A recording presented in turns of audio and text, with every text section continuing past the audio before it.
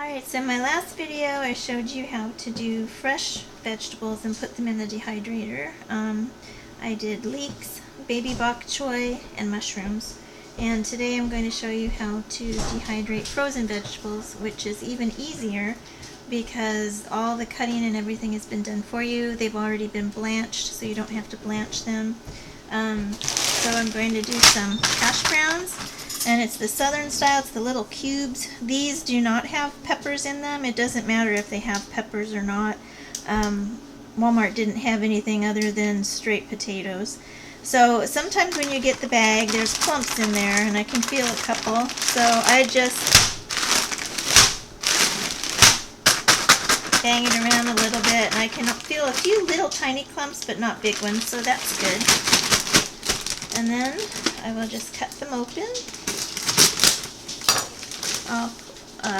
Before I pull this out, I want to show you that I skip every other tray.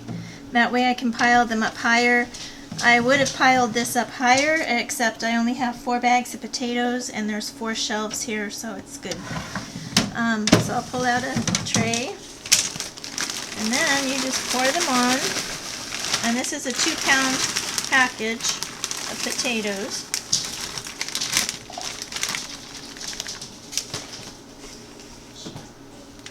And then you just slide them on there. Again, I don't worry about making every single one all by itself, like, you know, a lot of people tell you to, or the books tell you to, because as they shrink, they pull away from each other, and you're able to get so much more done this way.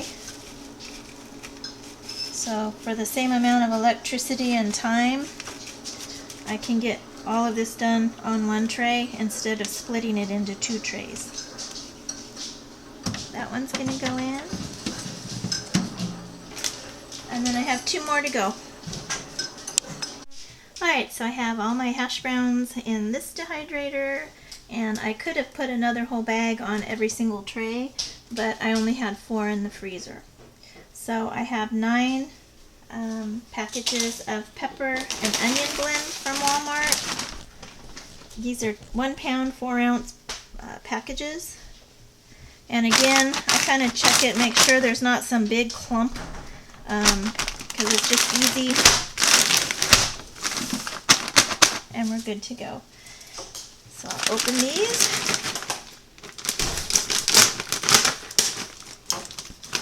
And I'll pull out my tray. A little bit left from the bok choy there. Okay. Now I can get 2, almost 3 of these bags on one tray. Oh, and it smells so good. It smells like peppers, really strong. And like I said, I'm not worried about piling them up. This is what I do, and it turns out really well. I'll show you when we're done, when they're all dehydrated, just how well it works. So I'm going to turn this around and get this back in there. We'll do the next one.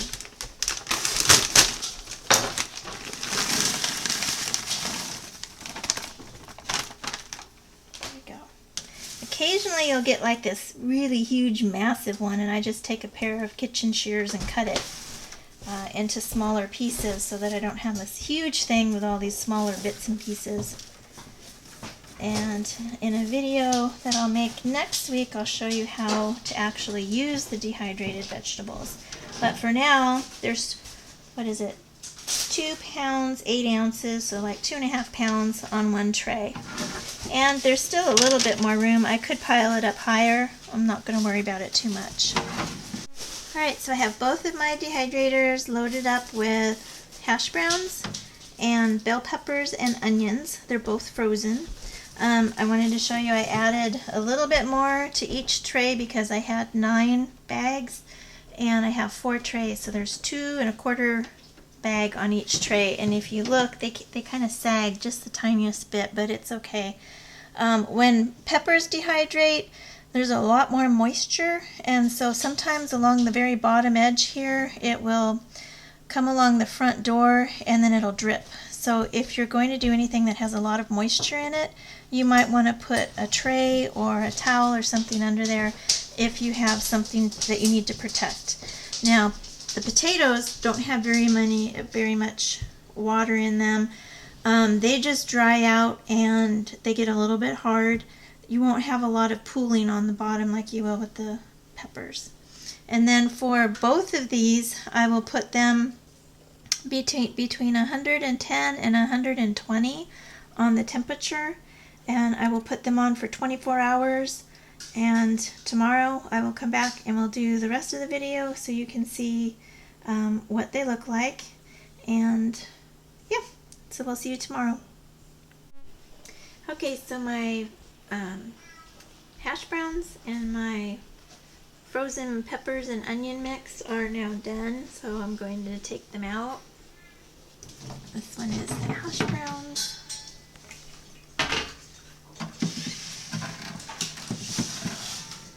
And listen.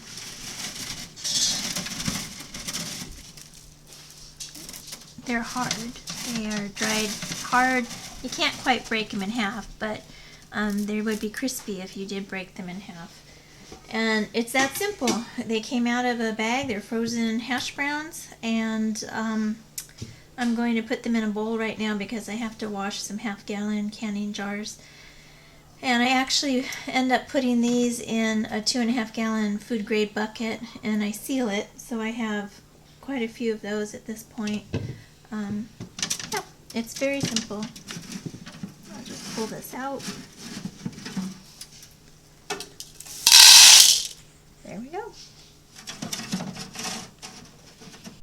So these were 2-pound bags of frozen Southern style hash browns, and they've been dehydrated down to this much. So this is actually 8 pounds worth of hash browns here.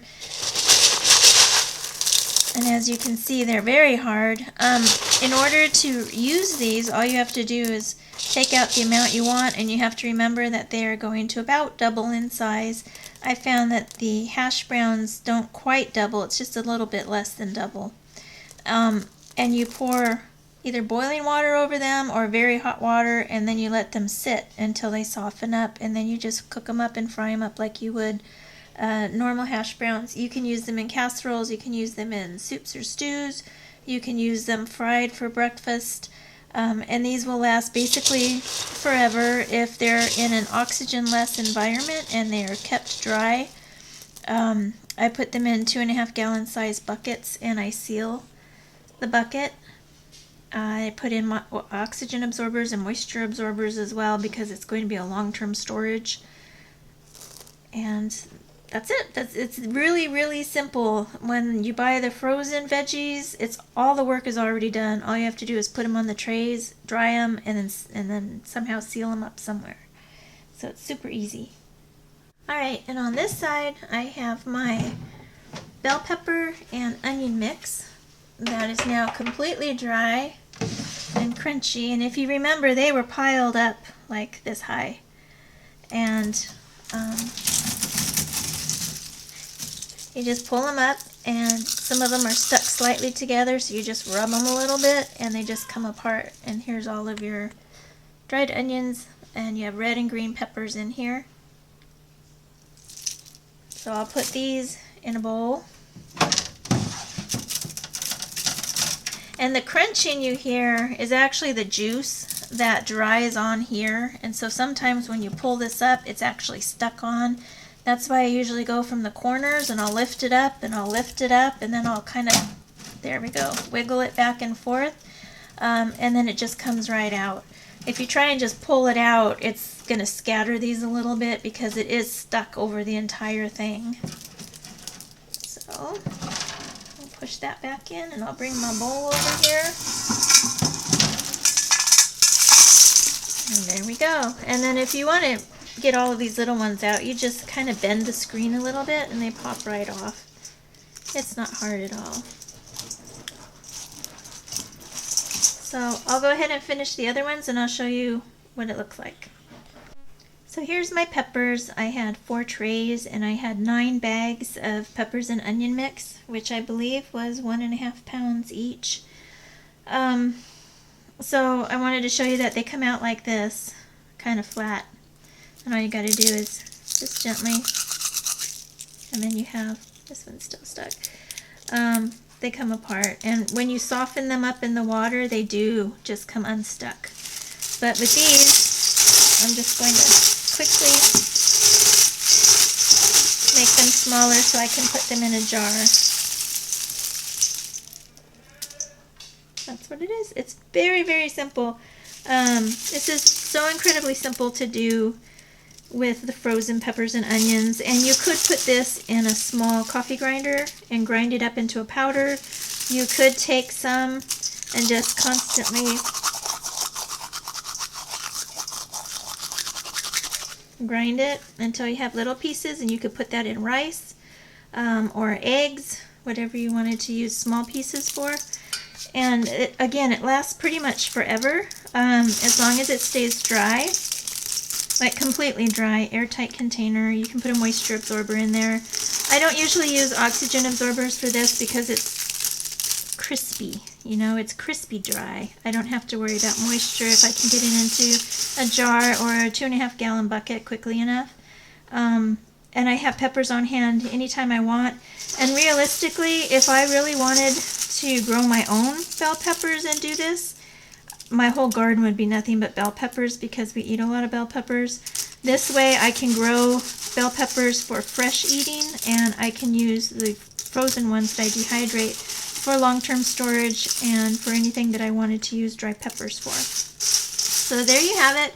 Store-bought veggies are really easy to dehydrate, last pretty much forever. And all you have to do is open the package, drop them on your tray, and again, you can make them very high, like 1.5 to 2 inches high, and as they dry, they shrink and pull apart from each other, and you don't have to worry about them being stuck together. Fruit is a completely different thing. You can't do that with fruit. Fruit needs to be completely separate from each other, or it literally glues itself together.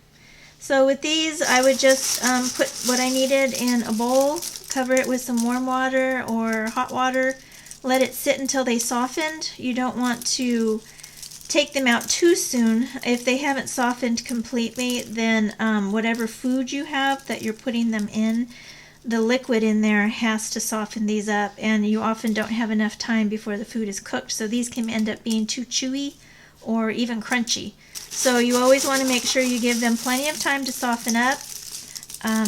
And it's so easy, and it's very easy to use in recipes.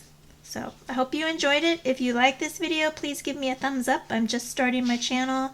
I could really use some thumbs up, and if you wanted to share my channel with anybody else, I'd appreciate it.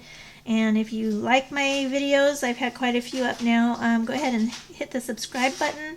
I'm not out to make money. I'm only here to try and help people learn some basic homesteading skills, and that's my dog in the background pulling papers apart. Yeah, so I'm just here to help people learn. I've been doing this for over 35 years, and I want to show you the truth and the reality of homesteading and prepping and storing food. I haven't started all of this like overnight like other YouTube videos. I've actually been doing this a very long time. So that's it. Okay, so here's my 2.5 gallon bucket, food grade, and what I do is I continually fill it up as I dehydrate, and then when it's full, I just bang around the whole side and I seal it. So I wanted to show you, I put just a piece of plastic wrap in the top just to keep a little of the extra moisture out. These have been sitting around for about 2 months, and they're still very dry, hard, crispy. And we're in the Pacific Northwest, so that's kind of impressive that they're still dry. And I'll just keep adding to it until it's completely up to the top, and I'll seal it for good. I already did the bell peppers, so I'll start on a new bucket next, and that's it.